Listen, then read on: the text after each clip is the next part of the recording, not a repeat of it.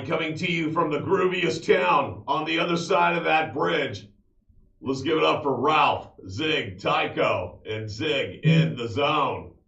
Hey, Ziggy. no, give it up for you, Paulie B, because you chose that super music for the intro. Well, And you I'm know why I choose it, right? I choose it. Look at me. I went to school and it got me an education. So you know why I chose that, right? no. Because it was absolutely free to have. Good I choice. knew it was well Good within your choice. budget, sir. Free as me. Here's my baseball glove to protect us in case there's a foul ball, because we've got a terrific show. One of my all-time favorite guests is here, Angela Motley, and she is the granddaughter of the Brooklyn Dodgers iconic bat boy. He's the only bat boy you'll ever talk about and hear about. He is a fixture in Brooklyn Dodger history. And Angela, among other things, carries out his legacy. And she's been on both the audio podcasts that I've done and this before. So I can safely say you're a part of the family. And Angela, how are you? I am great, Ralph. Thank you so much for having me back today. Oh, thank you for Always being a here. pleasure to join the podcast. And man, to hear I'm one of the favorites, that just melts my heart a little bit. Well, it just goes to show you that I'm very selective about my favorites. So take it for what it's worth.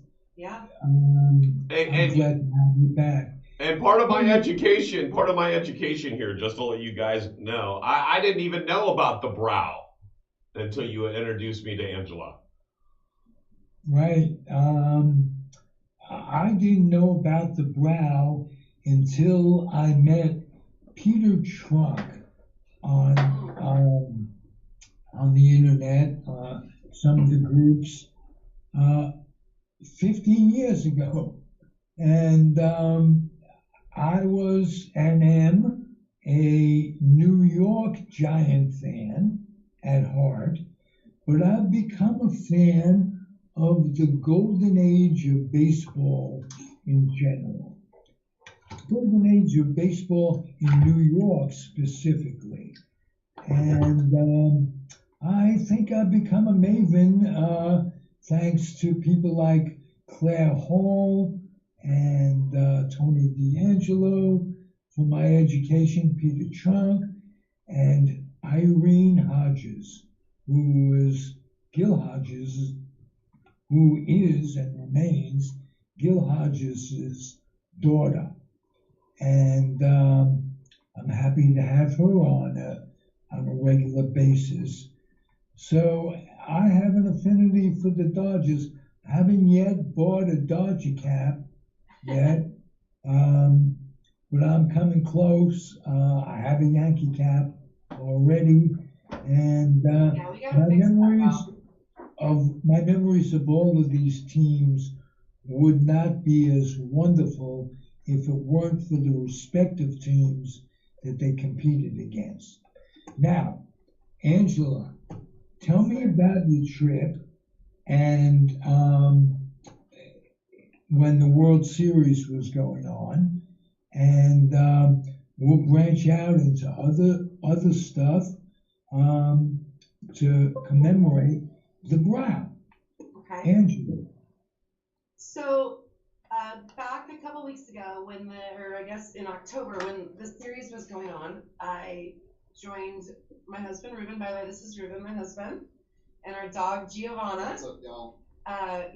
She's part of the family with the name, but I joined Ruben down in LA and for just a little weekend trip, and we had plans that fell through for that Saturday during game 2. which, we did not have tickets to go, and I don't have Dodger hookup like that.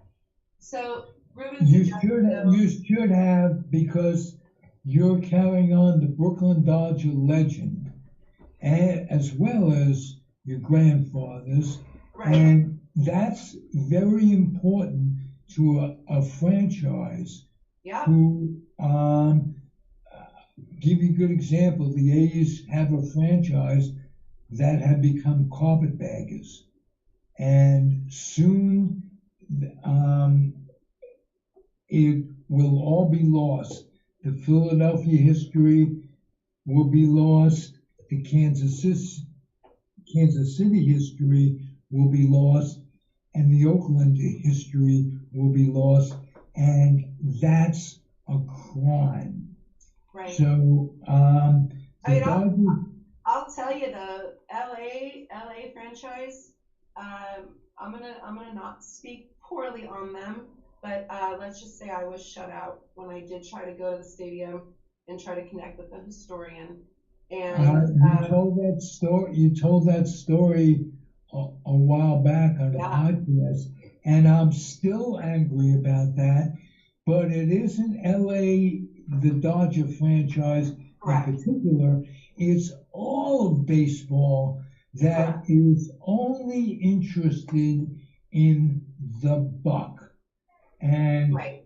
what they're doing by all of this, by not playing day games during the World Series and the All-Star game, and charging $1 billion for a ticket to pay.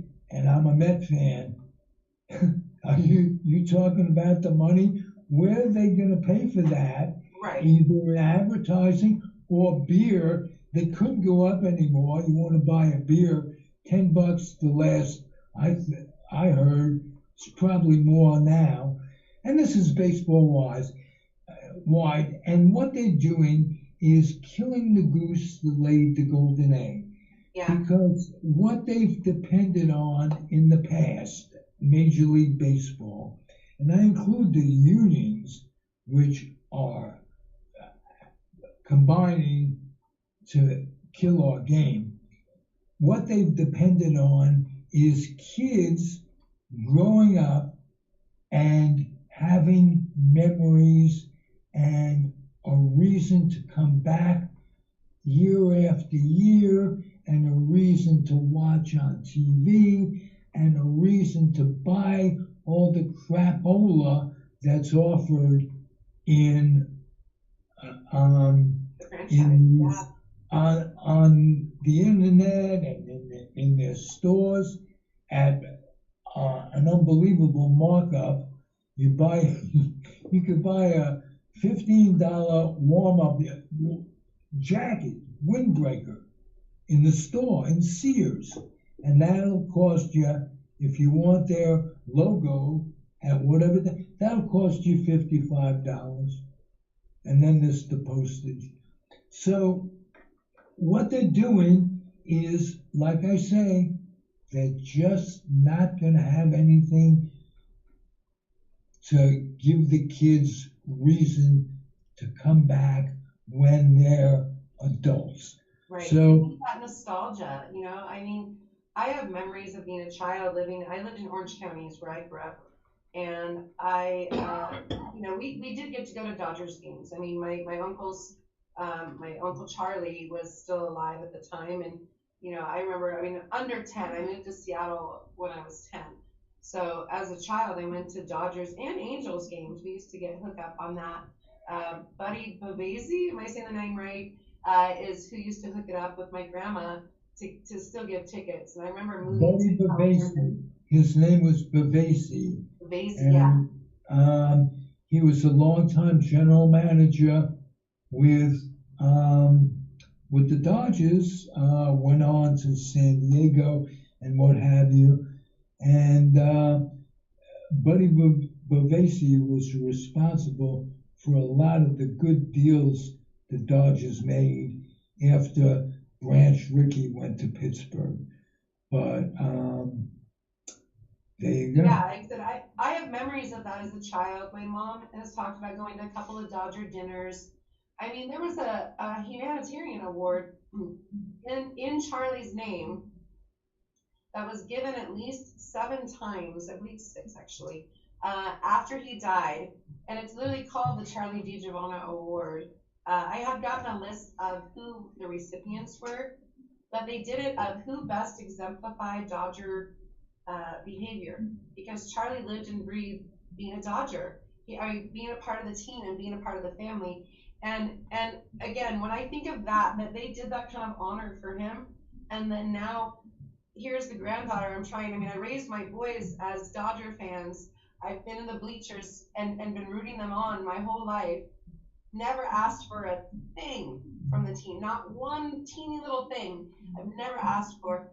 And yeah, I mean, I asked some questions. I mean, I don't know if anybody's seen it on Facebook, but we recently, my grandfather died almost 66 years ago, December 28th of this month. 66 Wow. years ago, he died. Do you know that my family has never known where he was buried? We've never seen a picture of his headstone until literally 2 weeks ago when we received that. That's incredible. Wow. Right? Right. The Dodgers buried him. They took care of his service. Jackie Robinson was at his service. Gil Hodges was a pallbearer at his service. He was buried on New Year's Eve in, ironically, get this one. He's buried at St. Charles Cemetery. How did none of us know that? None of us have known that. And so that means nobody's ever visited him. And it just says DiGiovanna on the headstone. It doesn't say Charlie. And it says his years. And it doesn't say anything about Dodgers. Nothing is on this headstone. So nobody knew where he was. So how was his funeral? Was it gone more stingy than not having a proper engravement on his headstone? Why would the Dodgers bury him, and what would have it cost them? Yeah, my grandma, so they moved in 57, between, of course, 57 and 58 season. Charlie was the caravan and of that, in charge of the caravan to get the team out there. Like, I talked with Irene Hodges, and she has memory of that caravan. My mom knew Irene, but they were a year apart. My mom was 5 when they did that trek. And I mean, I have letters that Charlie was writing back to his friend in New York, talking about this whole thing. I have like 30, 40 pages of these letters that he would write. He was writing to his friend as he got to LA. Met Elvis, nice guy, talking about the Coliseum. All these letters are pretty incredible of what the details that he goes into. And we have now full copies of that. It's the family that he was writing to that just found the headstone for us, the Calderon family. They are incredible. We're hoping to get out there this next year to actually pay his headstone or his grave a visit. I've never seen it. My mom has never seen it. My mom didn't get to go to the funeral. She was 6 when he died. 6. Wow. Yeah. So, I mean, my grandma, but this is where I kind of it was 1958. Picture this. 1958, my grandma was 26 years old with 3 children, suddenly widowed. The Dodgers helped her out as much as they could. I'm not saying the Dodgers didn't take care of her, because I've always heard that they did. I don't know what that is in 1958, 59 and what that means, but they took care of her. They buried him. They helped with the house. And my grandma, of course, continued on and lived her life. She didn't die until she was 2005. She died. She lived a long life after him, but a rough life. She was a 26-year-old widow with 3 kids across the country from her whole family. And she moved to LA for the team with her husband. And then, like I said, our legacy has continued on. And they should have given her a job in the press box or something. I mean, whatever that would have been steady enough for her to remain poor, but not impoverished.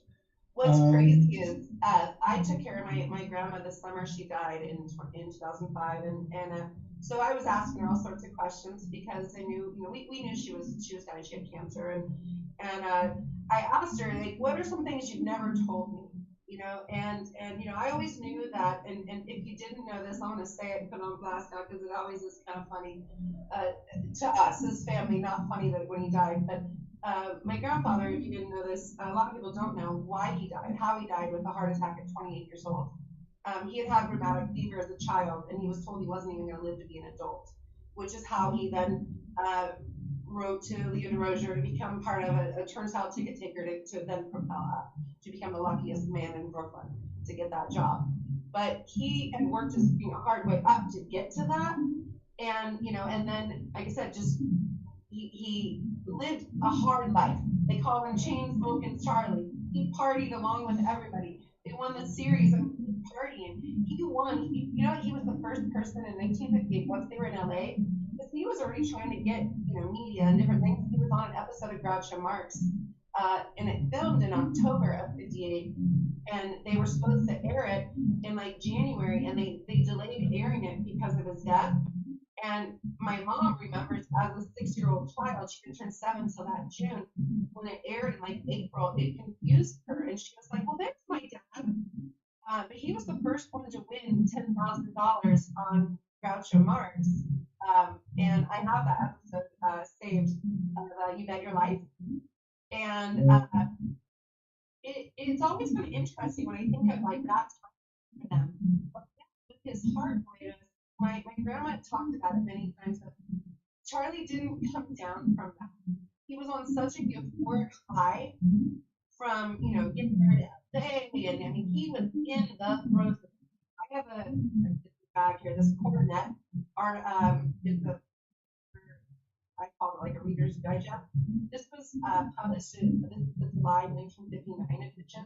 There's a whole article in it, and it's called "He Walked with the Stars." I could drop that video later and send you the whole article. I have it picked up. It's a pretty great article about him and what he really exemplified as a type of the Dodgers family.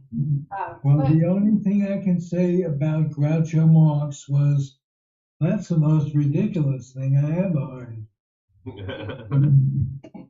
Awesome. Well, and it was funny because I think we actually found a clip from that show last time, and we didn't play it, but I had it, and then so we'll have to play it because I did find a clip from that show. He was on 2 shows. He was on one when he was in New York still, and oh my gosh, I always blank on what it's called. What's My Line? What's My Line? Right. He was on the episode with Peter Haywood. Am I saying that right? Sure. And Tina Rani was the star. I loved What's My Line, even though I grew up way after that. I'm only 57, so that was like 10 years before me. I loved watching reruns of, What's My Line. The episode he was on, he came on at the end as, and he came out with the Yankees bat boy, and they had to guess who these grown men were, and Charlie and the Yankees bat boy, I can't remember his name, were dressed in their suits and not their uniforms. Right. And it was a really cool episode. But he actually had homie hookup that night. Took his friend, the ones that he was writing the letters I just talked about. They went and saw Jimmy DeRaney perform in New York, and there's a whole story with that. I mean, he lived a really fast-paced life, and so fall of 1958. They're coming into, they finished their first season in LA. He's on off season. He's having a ton of life. Just going Groucho Marx. Bought a house for his family. In the middle of lovemaking with my grandma, December 28th is when he died. Oh.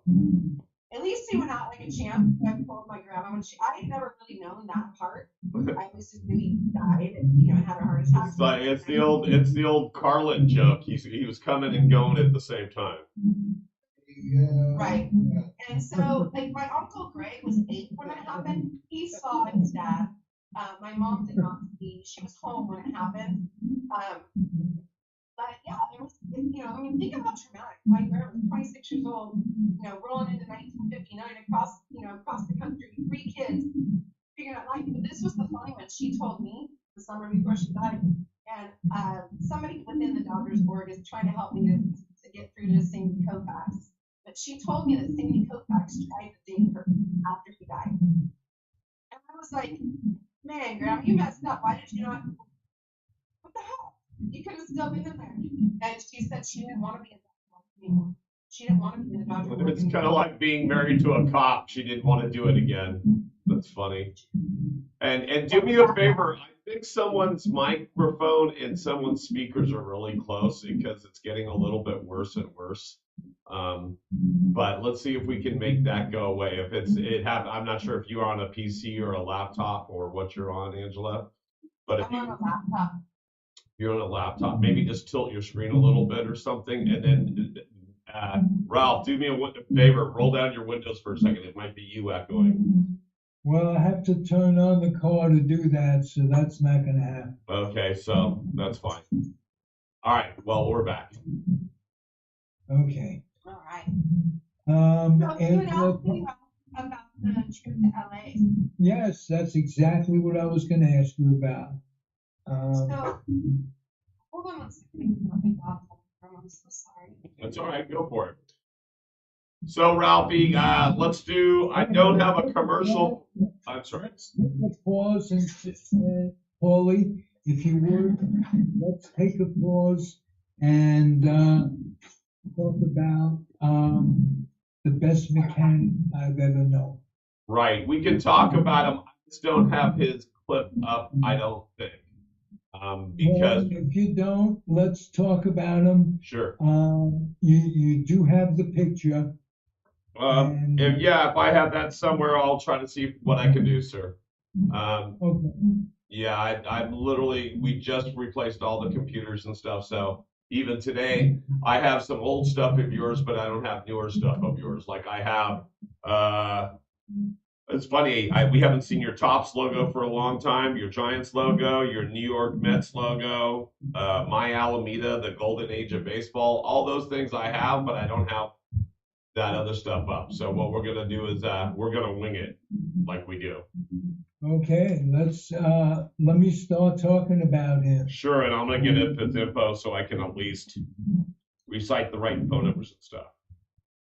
Dennis was the cause of me having enough peace of mind to rely on the mobile situation that I have.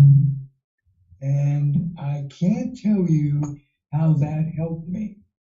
So that I will, you get the numbers for me, Paul. Yes, sir.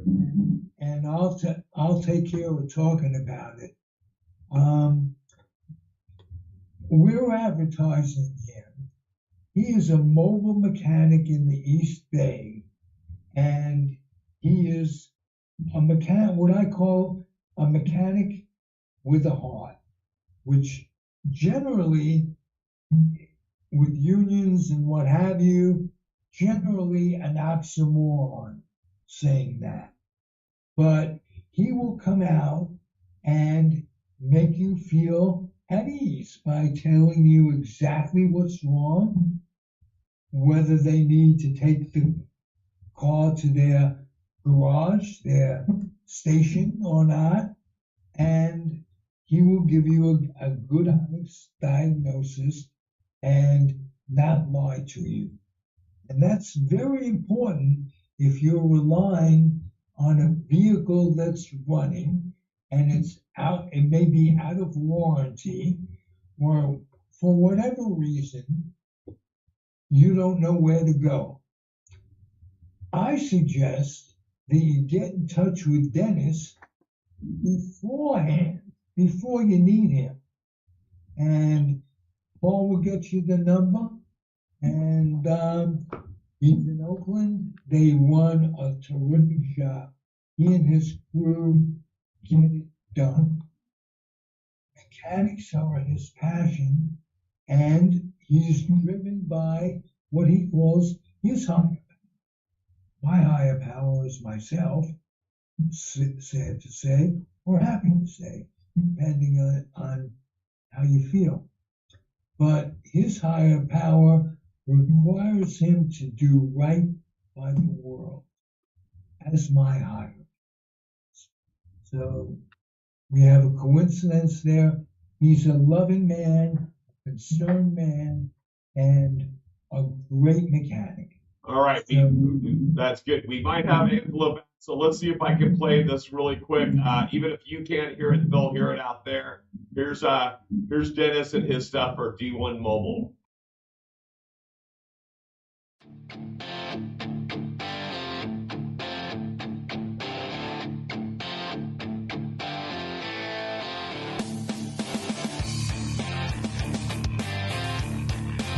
That's right, D1 Mobile Auto Service at 510-978-7064. They'll help you with all your automotive needs, everything from engines, clutches. They'll pick you up on the side of the road. They'll help you out. There's their phone number. There's the address now. Dennis and his crew will take care of you guys. And don't forget to tell them Zig sent you. All right, we're back, Ziggy. That's right. Hey, Dennis knows me as Mr. Ralph. Mr. Ralph. Tell him Mr. Ralph sent you. So if you tell him that Mr. Ralph sent you, he'll know right away. If you tell him Zig sent you, he may not know right away. Tell him Mr. Ralph sent you. That's what the sign should say. He's Honduran, and his accent is charming, by the way. And he has a different way of looking at life than most mechanics, as I say. And we're back with Angela Motley. She's hanging. She had to go deal with the dogs. Angela, everything okay? Everything's great. Good. Okay. Oh, what do you think of Dennis? Just out of curiosity, Angela, would he be the guy you called if you were in Alameda? Sure. I always say, who doesn't need a mechanic in their speed dial? You know, I mean, you know. Absolutely. I don't have a mechanic here. We actually had a need for last week, so. Well, if you ever need, they call Dennis, and I think we did him right this week, and as opposed to last week when technical difficulties made it impossible for us to do so. There you go. And we're getting on it, Paul. We're doing good work, and Angela is just one of a string of interesting guests. 43 episodes. We must have had 60 guests in that time, and like I say, we continue the tradition of everybody who's a guest is interesting, passionate, and has opinions without being opinionated. Amen. Amen. That's a big ask. Think about that out there, you know. Oh yeah. Right. So. I mean, like I said, I know. Think about even with like the Dodger stuff and like the LA and the historic and just kind of like give me a call back and then adding back an involvement. I always kind of think like, was I too much for them? What did I come at them too strong? I was passionate. I wasn't asking for financials. I was literally asking for, like I'm here. I'm the granddaughter. I want to bring out this legacy. Would you support this? Would you help me out? Would you show me where he's buried? You know, my grandma's gone now. Her uncle's really not involved in this much anymore. Let me love legacy. And it actually blew my mind of the lack of the historian and the teen room. Again, I even talked with Irene Hodges, and she was like, honey, I tried to warn you, LA and Brooklyn are not the same. And she goes, I didn't want you to feel disappointed. I'm sorry. And I loved that after when she said that, and I understood it. But I just feel like there's still so much to his legacy. And as crazy as it sounds, and if I tell you more about this LA trip I want to get to is I truly believe Charlie was within me. Charlie has been screaming wanting to get his story out. And so I'm taking that on as my mission. I want to get his story. a lot of people don't even know how he died or why he died or, what the story was, why he was a big deal. Why was this bad boy, this is a bad boy, why was he a big deal? He really was. He was so loved and a part of the family that And he wasn't just the bat boy anymore, as you say. He orchestrated the move logistically, absolutely. and that is not easy to do. Change and all that goes with it. That's stressful. I just wanted to say, Charlie lived 28 years. Well, his 28 years were well spent, and he sired a family in those 28 years that cared to keep his legacy alive. Can I show you some pictures of some of the stuff of his 28 years? I have pictures ready for you. Sure. All right, let me figure out the screen share here. I have them ready for us.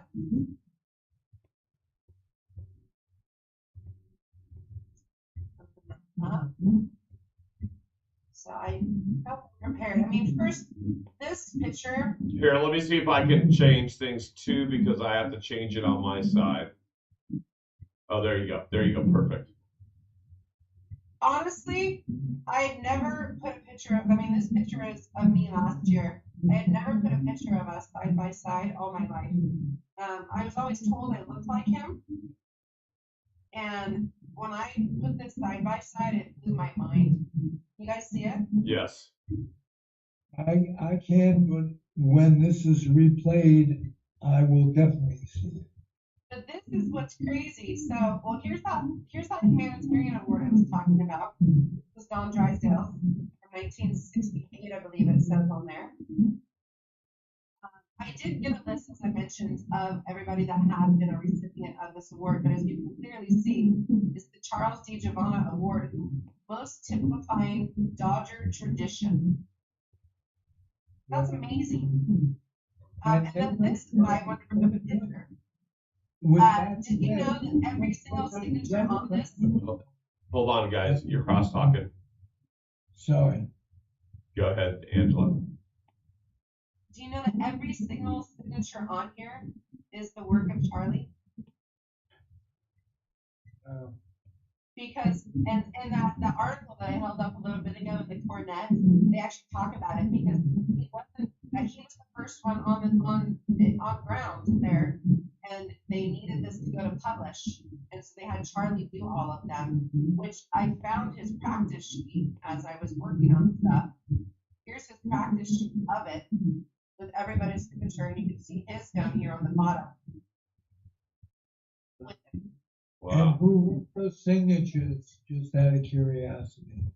What's that? It's all the different players. It's the entire team. So they used to have everybody from secretaries to bad boys to just random people signing baseballs for fans sometimes. Yeah, so this was wild. I found this, and so here's a picture of my mom. So my mom's center. This is out front of their house in LA. This is the house that I visited, which I'm going to get to that story and tell you that. But this picture is pretty. So that's my Uncle Greg, my mom's center, and then Charlie Boy is there on the left of my mom. So I'm going to come back, sharing, and come back to talk about this. So I mentioned these letters, right? I have this book of these letters that I've received, and they're all on a Dodger letterhead. They were all stamped underneath the Dodger letterhead, Mr. and Mrs. C. DiGiovanna, with an address in Lakewood. So while we're in LA, with Ruben's like, hey, let's go down by the stadium, see what kind of hype is going on with the series. Go. I literally said, I want to go buy that house. I want to go see that house. And so my husband was funny as we're coming around the corner to the house. I said, I want to go knock on the door. And he's like, no, you don't do that in LA. You're not just going to knock on somebody's door. And so I had him drive slow, and I'm filming it, and so we can actually have this recorded. You can hear my reaction live house, they have a Dodger flag flying out front. And I lost it. I was like, stop, stop. They would want to know. They would want to know. If they're fans, they would want to know who lived in this house. And so I finally got my husband to pull over and let me go knock on the door. This is what blew my mind. They actually knew. When they knocked on the door, and I kind of was like, okay, I sound crazy, but hi, my family wants to live in this house, and I had to explain who I was. The old man neighbor across the street that had just recently passed away in his 90s had lived there when Charlie lived there, and actually talked about for years. Thought it was fascinating that Don Zimmer took off the bumper one night after partying with Charlie at the house, and he bragged about it the rest of his life. I thought that was so rad to hear that story. But this family that lives in the house has heard this. They didn't know the name. What the old man neighbor had said was the Dodgers equipment manager, which is what he became when he moved to LA, lived in this house. And then that was their rental, and then they later bought in Long Beach, where he died. But he had just moved into that house a couple weeks or about a month before he died. Because remember, I said he was all hyped. He was on Groucho Marx on money and got the house finally in LA. He bought the house, and they had been in a rental.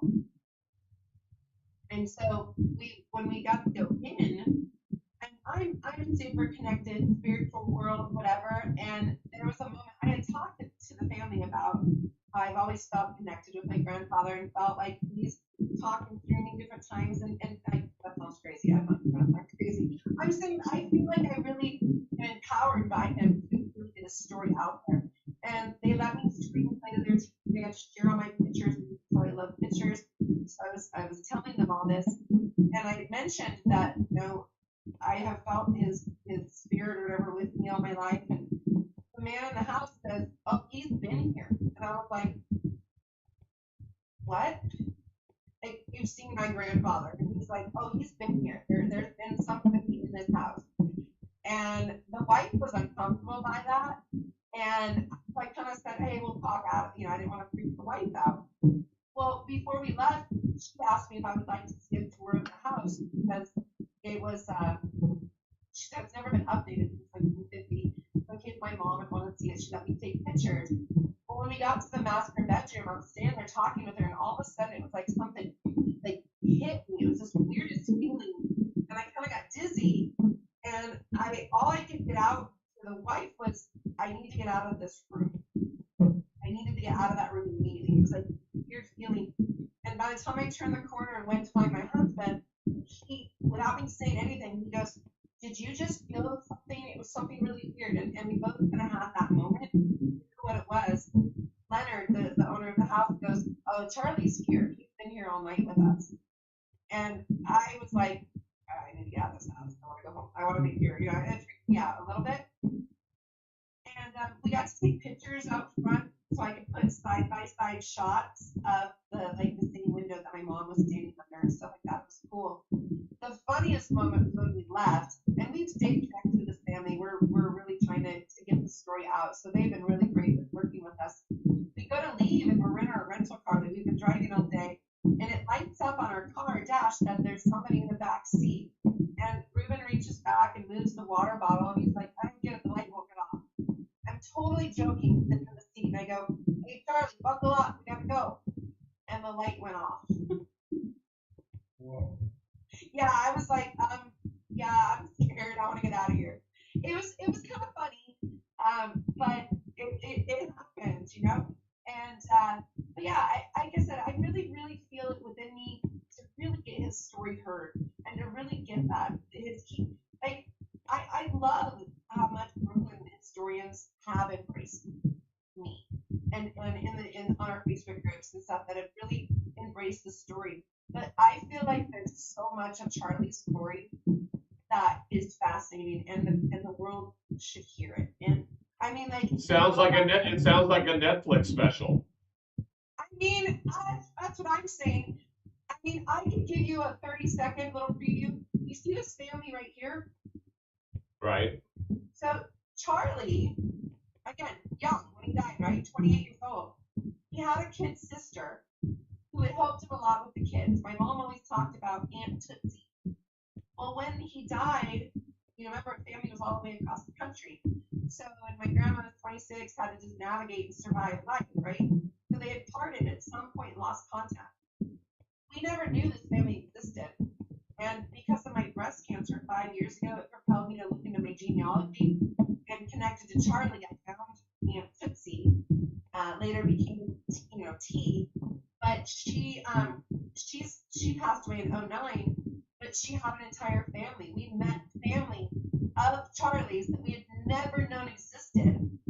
Check this out. I'm gonna go back to the screen share. Are you ready for me, Paul, to do that? Sure, go for it. Okay. This is wild. So all my life, I looked at this picture of Charlie, the one on the left with the ball head cap, right? That's Right. in that painting, my grandma is in that painting that I have in my house. My mom has in her house. Okay. The man on the right is Charlie's nephew. His sister had a kid in 1962 and named him after her brother who had just died. Charlie is 62 today. I got to meet him. Look at those brows. Right. He looks exactly and talks exactly as I would have always imagined my grandfather would have looked.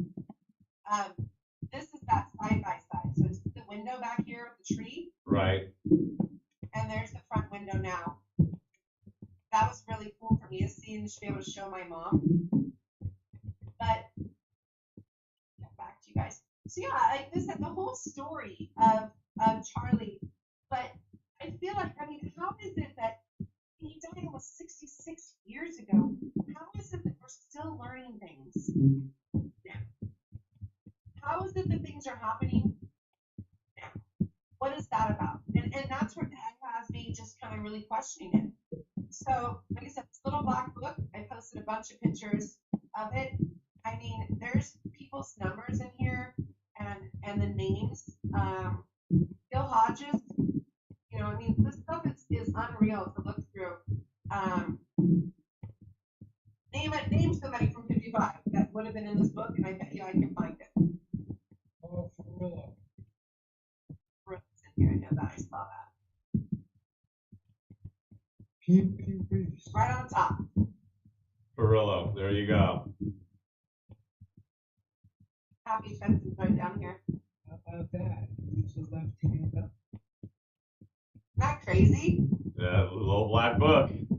My mom found this in her sock drawer recently. Her mother had given it to her at some point, and she had it in her sock drawer. Baffles me. I'm only holding it right now. Did she know it contained a lot of people from that era, or did it take someone else to look at it to realize? Say that again. Did she realize that it had a lot of players from that era in there, or did she just think, oh, this is one of his old personal effects? She knew it had players. She knew it had stuff. But my mom, she's a true Brooklyn fan. You say something Dodgers, my mom will talk about her dad. But you ask her something about the team, she won't really acknowledge that. Right. She won't really be able to really give you enough. She was very young when all this happened. And my uncles, both Greg and Charlie, they both kind of took more of that limelight. My mom just didn't live in that. And so for her, but she knew how involved I've been. And so when she called me literally a couple weeks ago and was like, hey, I found this book, you might want it. My husband was out running errands, but I said, hey, go grab that thing from my mom's. And when he came home with this, I was like, are you kidding me? Are you kidding me? This has been in your house? So, yeah. Right. This came with it. You should have told her Christmas is right around the corner. You could have totally saved yourself some money and effort. And seriously, well, she gave it to me now, so it's mine. But yeah. All-Star Game book she gave me. From 1957, that's cool. Yeah. It's like the All-Star, all the stuff in there. That's awesome. Yeah, we have some really cool memorabilia. My Uncle Greg possesses the World Series ring of Charlie's. Charlie did get his own ring. the signature on it. That'll someday pass to my mom, being older, and then believe it'll be going to me. So, we're keeping that legacy alive. I have two sons, as I should. They're 26 now, so the legacy will live on. But I'm really trying hard to get the story out. I've actually secured charliethebrow.com, and we are working on getting his story live, getting his story really in there, and letting the world know what an icon he really was. Wow. Ralph, yours has sounded so bad. Hold on. Try it again. Are there any of your children who are interested in keeping the legacy alive? Wow. Could you hear him, Angela? I could hear he's asking, is any of my children wanting to keep his legacy alive? Right. Yes. Yeah, my twins both, Andrew and Austin. Zig, see if you can move your phone. Sorry, Zig. See if you can, because something's happening. Something's really bad. See if you can move your phone. No, but just move it an inch or two. It might make the difference. Okay. No, oh, it just changed it. But go ahead, Angela. Let's see if we can get through this. Sorry, dear. I'm staying with my boys. They're 26 now. I raised them. I mean, they lived, 12 years of their life in LA, and we did go to Dodgers games. They absolutely knew, the story of the family. But I will say last year when I really found the family and everything kind of exploded in my world about it, it was probably too much for them. They were like, okay, mom, got it, but so they know what I'm doing. They're supportive of it. My brother, though, he's not really a Dodger fan. I mean, he likes the story. He thinks it's cool. He knows the story, but he's not that like I am either. And he has children, and I mean, this is truth here. So my mom, my grandma had a child. My uncle Greg before Charlie. Greg is actually adopted from Charlie, and that's not known either. Greg and all the publications have always been, which I don't find that slighted at all. I find that Charlie loved Greg like his own and adopted him, and he got the name. So Greg was often talking in all articles and everything about Greg, he's always, I'm the eldest son because he is. But my mom and then Charlie Boy are the only biological children of Charlie's. And Charlie Boy died in his 40s, never married, never had children. So my mom is the only living descendant of his, making my brother and I, and then our kids. And as I was shown earlier, the Brows truly have lived on. My kids have the Brows too. It was wild to see the Brows on the other side of the family. We met in Florida. It's a lot, and honestly, anyone I've gotten to really share the whole story of totality of what happened in the last year, of finding the family and hearing their side and putting pieces together from 65 years ago, 66 now, of our family history. Like I said, how is stuff still happening 66 years later? How have I never seen this? How have I never seen this headstone until 3 weeks ago? How is that possible? And so, yeah, there's a lot that I'm trying to work on and trying to make his story really become something. He was a legend in his own right, and he got snuffed out. He got snuffed out first. Well, the one thing you can do, Angela, when we send you a link to this presentation, send it to all the people you know that might be interested.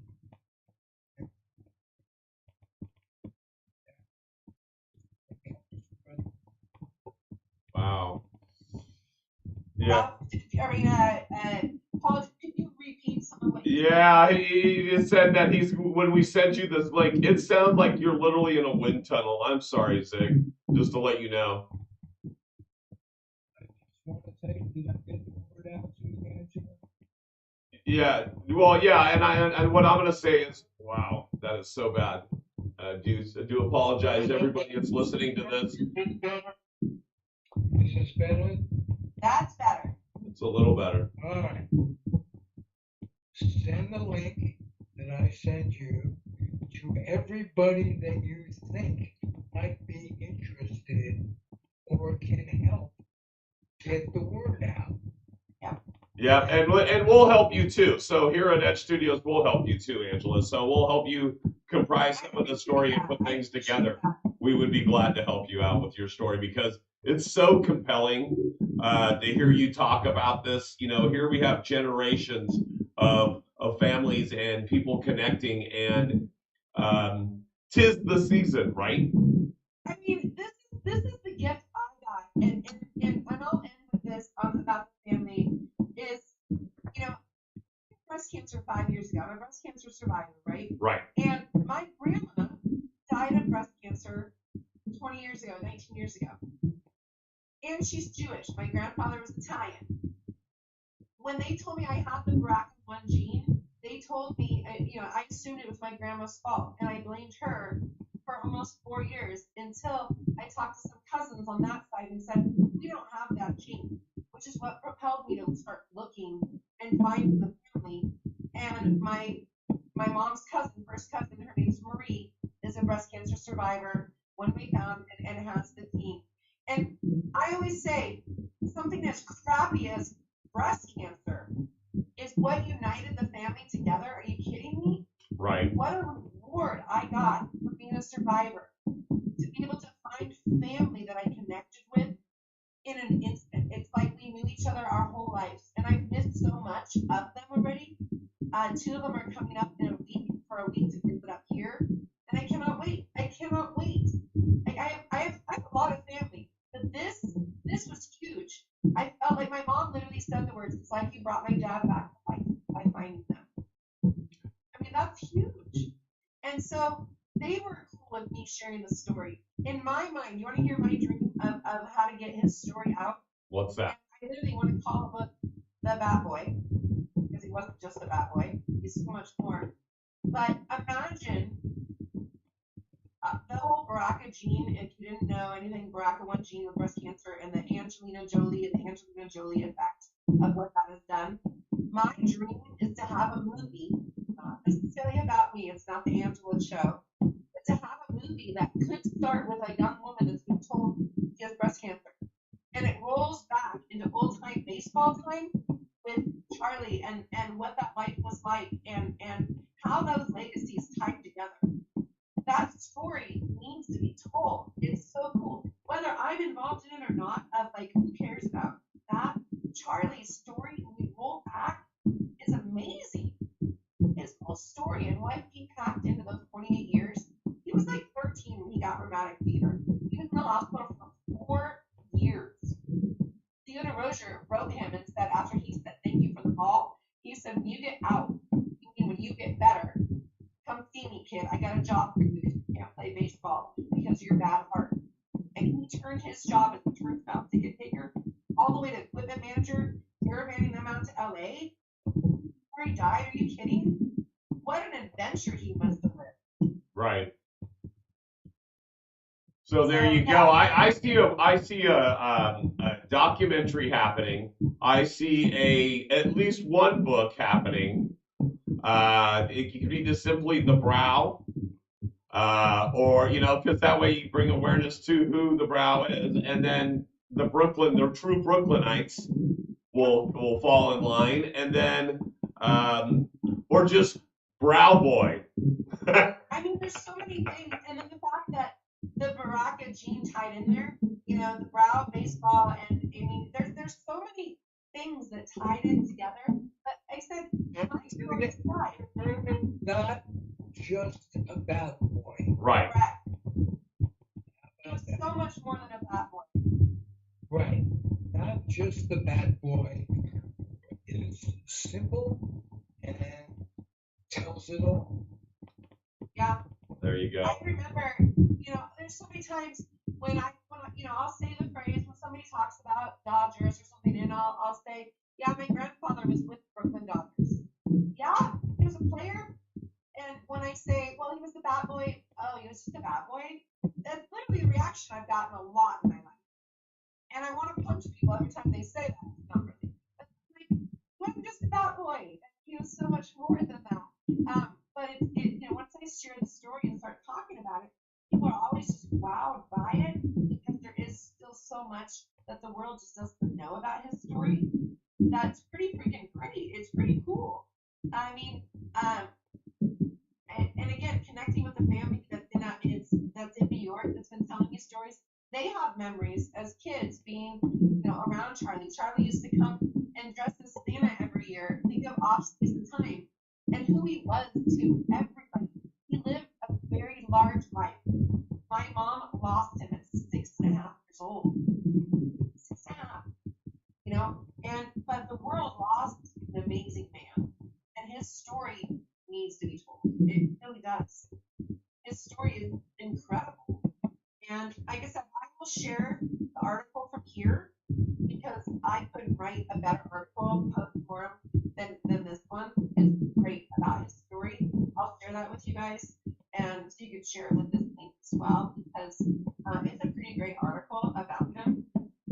It really kind of talks about who he really was to the team and what the world lost 2020. That'd be great. We would love that. And then, go ahead, Ralph. It's Ruben there. No, he had to take off back to work. Sorry.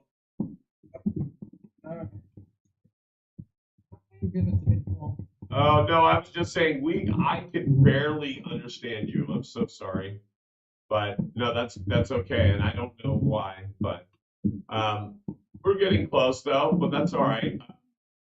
Angela, what do you have planned for your holidays? Well, we just did something really fun over Thanksgiving. We called it Thanksgiving. And I have twins, as I mentioned, and they both live out of state, and they both have girlfriends. And so they all came for the holidays for Thanksgiving. And so we did Thanksgiving in one weekend. We had Thanksgiving on Thursday, Christmas Eve on Friday, Christmas morning, Christmas on Saturday, and New Year's Eve Saturday night and rang the bell in. And so we did it all in one little work thing. It was pretty awesome. So that's done already. As I mentioned, I have Charlie, my cousin, my mom's new cousin, and his daughter Brittany.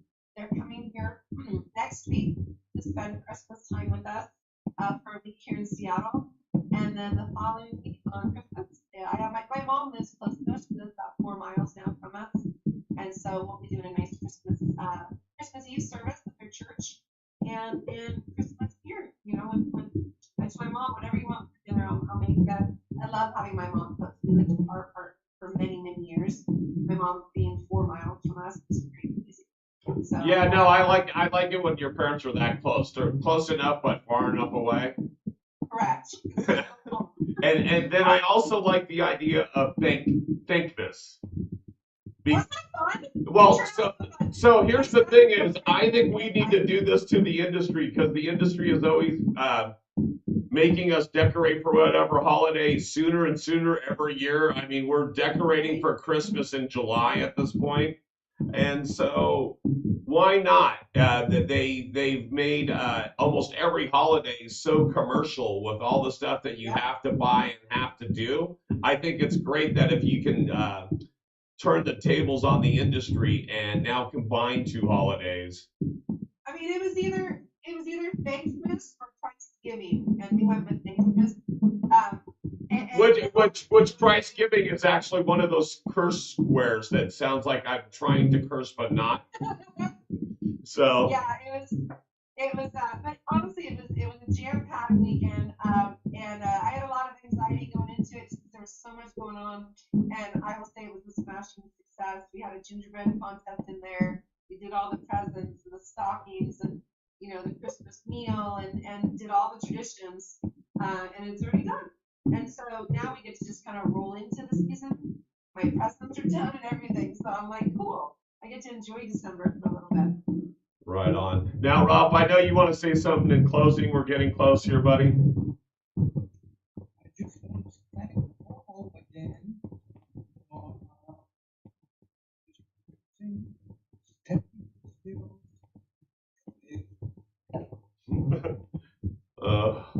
I heard most of it. You want to thank me for my technical skills and stuff like that. I'm thankful for every one of you guys. I appreciate you, and I'm sorry that your phone's crapping out at the end, bro. I really am. I do apologize. But that's what I'm gonna get you for Christmas. I'm gonna get you a little lavalier mic we can clip on you. So no matter what's happening, we won't hear this distortion. Get you one of these. That's what he needs. And you're not even using that right now, I'm though. not even using it. I talk pretty loud anyway. I was gonna say you should be plugging that into your laptop, but you sound and look okay. But yeah, he needs to have a mic. But yeah, even a blue Yeti would be nice, or a blackout Yeti. So I'm thankful for you, Zig. I'm thankful for all the guests and all the people that you've introduced to me over the last, well, shoot, we've known each other a dozen years. I want to thank you for your friendship, your time, and just being you, Zig. Without meeting people like Angela, I wouldn't know half of this stuff. And I pride myself on learning something new every day. And today I've learned multiple new things. And it's not even the end of my day. So it's a beautiful thing. It's only half over. Right. It's so good. No problem. It sounds like you said it makes me feel so good, and I'm just gonna roll with that. All right. I appreciate you both for having me on today. I appreciate your willingness to help me get my story out. Not my story. Let's correct that. To get Charlie's story out. CharlieTheBrow.com. I already have the domain. I'm ready to go with it. We're going to be pushing that. Because Charlie's screaming in my head, going, get my story out. Tell my story, Angela.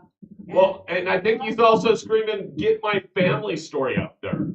Yeah. Because he really is the catalyst for all you all. Right? Even all those pictures behind you. Yep. And there's a big legacy behind him that we missed out on having him. I've asked my mom numerous times, how different do you think your life would have been? Charlie not died. The Cornet talks about what he would have done had he still lived and what offers were coming at him. They talked about how is this boy from Brooklyn that's essentially just a bad boy. In this article, they talk about how he was already making deals, and he would have probably slipped into PR because he was already and he was making deals for the players already. This article is pretty cool about what he was really doing. So, like in 1958, he just got to LA. He was on 2 different shows and already doing all this stuff. Who knows what he could have been? Right, and that changed our family. There's people that live to be 100 years old and don't live the legacy that Charlie did in 28 years. Correct. So I could not agree more. I want to thank you for bringing the story. You can bring us more and more tidbits because every time we talk, there's a little bit more. Even the little black book, that was a really fun thing. We wish you and your family a happy holiday season, and we would love to have you back again, Angela. We can't get enough of it.